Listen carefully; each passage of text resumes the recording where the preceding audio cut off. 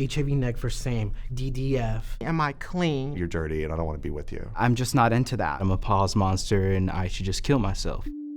Negative interactions on Grindr, yeah, I've had them. I face discriminations on many levels, from just my body to the color of my skin and also my actual health status as well. I'm just doing the same thing that everybody else is. I'm just exploring my sexuality, I'm dating, I'm out there, I'm putting myself out there, and being met with sometimes hostility and unkind words. Yeah, that was a very different experience and it still stays with me. In that sense, it's not really a safe space because people still can say whatever they want to say.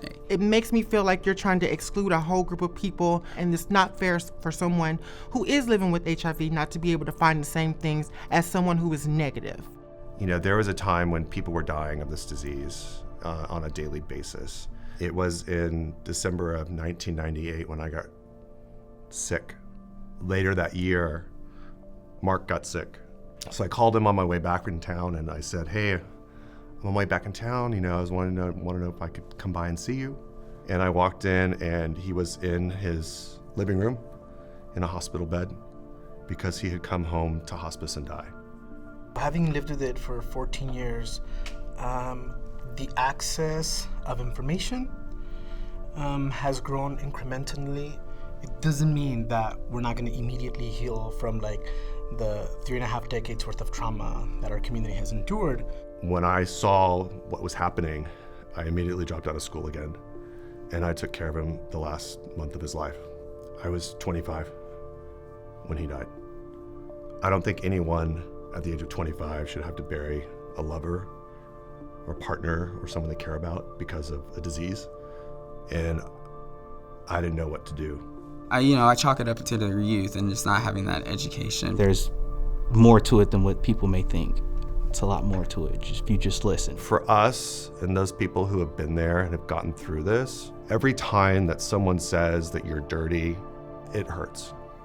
It stings, and it brings back those memories. I've thought about sometimes calling somebody out. Maybe that's not the best platform to do that. But if we're engaging and then, shit comes out of your mouth, like, no. What do you mean by clean? You want me to shower or not? Like, what do you mean? It's much easier to type NEG than it is to say clean. It's just baffling. No one's gonna put bigot on their profile. I get it, because they don't see themselves as that. But I can read between the lines. Just think about what you put in your profile. Think about when you say what you like and don't like. It's okay to have opinions and it's okay to have a preference, but it's not okay to discriminate. And so we really have to learn to get out of that mentality. Some people really are not educated about it and they really don't mean any harm, but then there are others, they do mean harm, and they are the trolls and they get the block button. And it's something that I don't need to school them on. They have their mind made up. I feel like everybody should have empathy. Empathy, empathy, empathy. Putting yourself into their shoes and their life, because you just never know what you might learn. Every time someone is met with kindness and acceptance, it sort of diminishes the stigma. People who don't understand when I say that I'm positive and I'm undetectable, there's a great opportunity for me to educate and kind of inform people on what that actually means. Undetectable means untransmittable. It's up to you what you do with what I shared with you, right? So I don't know if I have a long-lasting impact with somebody, but if anything, I hope there was a little seed planted, and if they water it, you could like live and flourish and thrive. If you're someone who's really been discriminated against on apps such as Grindr, it's not you, it's the other person. And they have issues within themselves that they need to fix. Those people who are there to reject you, you don't want to be with them anyway. These folks don't know your story. They don't know where you're coming from. They don't know what you've been through.